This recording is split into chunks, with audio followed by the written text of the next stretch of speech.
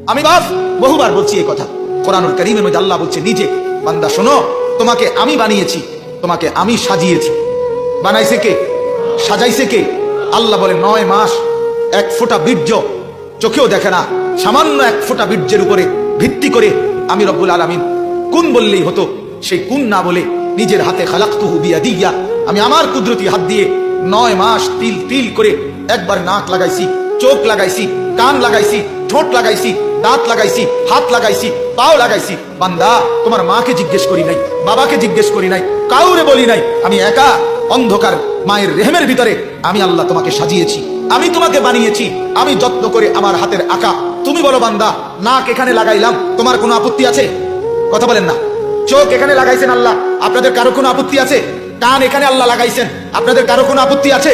নাকি একটু নড়ে দিলে ভালো ছিল? কথা বলেন না। তাইলে কোন অঙ্গের ব্যাপারে আমাদের কারো কোনো আপত্তি আছে কিনা বলেন? তাইলে যদি চোখ, নাক, কান, যদি কান, ঠোঁট, দাঁত, পুরা দেহ লাগানো ফিটিংস ঠিক মতো হয়, তাহলে দাড়ি এখানে লাগানো এটা ঠিক হবে না কেন? কথা বলেন না কেন? এটা ঠিক হবে না কেন? আল্লাহর ড্রয়িং যদি এটা ভুল হয়, এটা যদি নাফিদে ঠিক করে দেয়, তাহলে নাফিদকে দিয়ে নাকও ঠিক করে নাও, কানও ঠিক করে নাও। অপদার্থ বলো নাফিদকে, কানটা নেড়ে নাও, নাইরা দাও, নাকটা সরায় দাও। আল্লাহ তাআলা বলেন, এই জন্য আমার ডিজাইন নাইরো না, আমার হাতে সাজানো, আমার নিজের যত্নে গড়া তুমি। 9 মাস তোমার ধরে ধরে আমি বানাইছি। তোমার নাক লাগাইছি একবার, তাকাইয়া দেখছি লক্ষবার, লক্ষবার তাকাইয়া দেখছি। চতুর্দিকের চতুষ্পদ জন্তু জানোয়ার, আমি আমার সৃষ্টির সবাইকে নাক দিছি, গরু, ছাগল, কীট, পতঙ্গ, ওদের প্রত্যেকের নাক দেখছি, তোমার নাকের সাথে মিলাইছি। যখন দেখছি সবগুলো নাকের চাইতে তুমি ইনসানের নাক সুন্দর হইছে, তখন আমি তোমার নাক বানাইছি।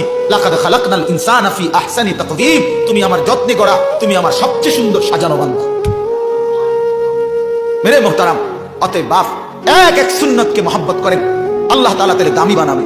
চাদরকে যদি আল্লাহ ইজ্জত দেয়, আমাকে ইজ্জত দিবে। মিসওয়াক জিন্দেগির সাথে রাসূলুল্লাহ সাল্লাল্লাহু আলাইহি সাল্লামের সুন্নাত, এই মিসওয়াক জিন্দেগির সাথে মিলাইয়া নেবেন। বলেন ইনশাআল্লাহ। এটা জীবনের অংশ বানাবেন, অংশ অংশ, এটা জীবনের অংশ। আল্লাহ নবী সাল্লাল্লাহু আলাইহি সাল্লাম বলেন, যতবার জিবরিল, হযরতে জিবরাইল আমার কাছে আসছে, ততবার যাওয়ার সময় বলছে, ইয়া রাসূলুল্লাহ, আপনি মিসওয়াক করবেন, মিসওয়াক করবেন, মিসওয়াক করবেন, মিসওয়াক করবেন। নবী বলে, এত বেশি বলছে মিসওয়াকের কথা জিবরাইল, আমার মনে হচ্ছিল মিসওয়াক করতে করতে আমি আমার মাড়ি সুদ্ধা খুলে ফেলবো, ছিঁড়ে ফেলবো। যেই নবীকে আল্লাহ ফেরেশতা জিবরাইল এতবার বললেন, এতবার বললেন, কিতাবের মধ্যে আছে কোরআনুল কারীম নাজিল করছে জিবরাইল 24,000 বার।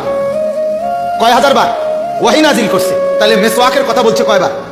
24,000 বার মিয়া, প্রত্যেকবারে বলছে। তাহলে প্রতিবারে যদি বলে থাকে, সেই মিসওয়াক আপনার প্রিয় হলো না কেন? বলেন, সেই মিসওয়াককে ভালোবাসতে পারলেন না কেন? আমারে বলেন কেন? মিসওয়াক দ্বারা দাঁত পরিষ্কার হয় না? কথা বলেন না কেন? তাহলে মিসওয়াক দ্বারা পরিচ্ছন্নতা অর্জন হয় না? তাইলে এই জন্য নিয়ত করেন ইনশাআল্লাহ মিসওয়াক করবেন। বলেন ইনশাআল্লাহ, সবাই ভালোভাবে বলেন ইনশাআল্লাহ।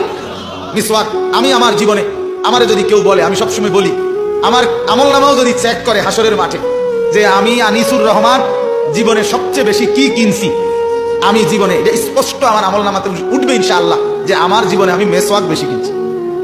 এবং মিসওয়াকের সাথে আমি নিজে মিসওয়াককে বলে নিছি, মিসওয়াককে বলছি ডাইরেক্ট, যে তুমি দোস্ত হারাইতে পারো কতক্ষণ, আর আমি কিনতাম পারি কতক্ষণ, বেড়া হইলে আমি দেখাই দেবো তোমার। তুমি আড়াও, আড়াইলে কি, তুমি আড়াইতে থাকো, আমি কিনতে, তাই দেখা যাক কে যেতে। কারণ মিসওয়াক হারায় যায়। কথা বলেন না, আপনি যুদ্ধ করেন, তুমি হারাইবা, আমি কিনবো, অসুবিধা কি? দস্তরখান, দস্তরখানের সুন্নাত, ঘরকে ঘর, ঘরকে ঘর, ঘরকে ঘর। আহা মুসলমান, সুদৃশ্য ডাইনিং টেবিল, চেয়ার সব চিনেন, সব বুঝেন।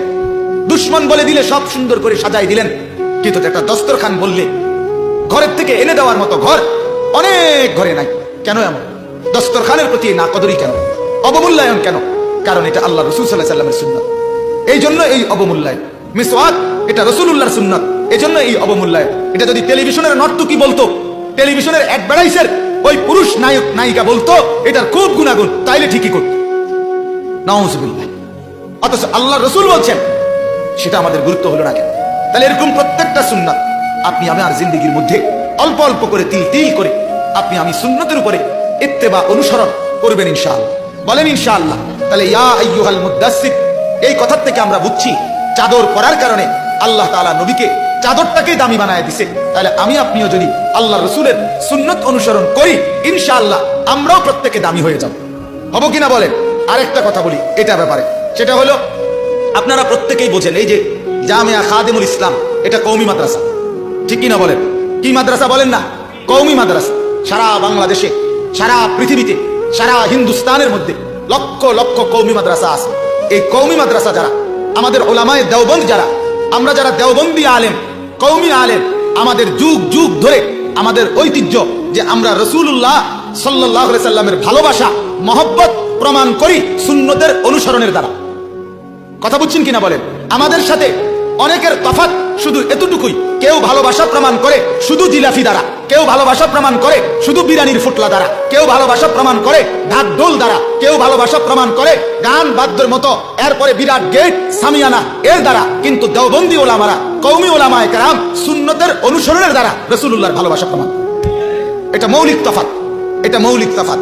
এই কারণে যুগ যুগ ধরে বহু বিরোধিতাকারীরা আমাদেরকে গালি দেয়, কখনো ওয়াহাবি, কখনো নবীর দুশ্মন, কখনো আমরা আশেকে রসুল না। কিন্তু আমরা স্পষ্ট বলি, তোমার যা মন চায় তুমি কাপড় ফিন্দা কও, নাইলে কাপড় খুললা কও, কোনো অসুবিধা নাই। আমরা বুঝছি এক কথা, যে সুন্নত মানে সে ভালোবাসে, যে ভালোবাসে সে সুন্নত মানে। সুন্নত যার মধ্যে নাই সে ভালোবাসে না, বরং মিথ্যুক, ধোঁকাবাজ, প্রতারক। সোজা। এটাই কওমি মাদ্রাসার ঐতিহ্য, এটাই ওলামায়ে দেওবন্দের ঐতিহ্য, যে পাই টু পাই, অল্প অল্প, বেশি বেশি, প্রত্যেক বস্তুতে সুন্নতকে নিজের জীবনে আপন করা। অতএব আপনাদের কাছে আমার মূল অনুরোধ, সুন্নতের ইত্তেবা করবেন। বলেন ইনশাআল্লাহ, বলেন ইনশাআল্লাহ। আল্লাহ তাআলা আমাদেরকে তৌফিক দান।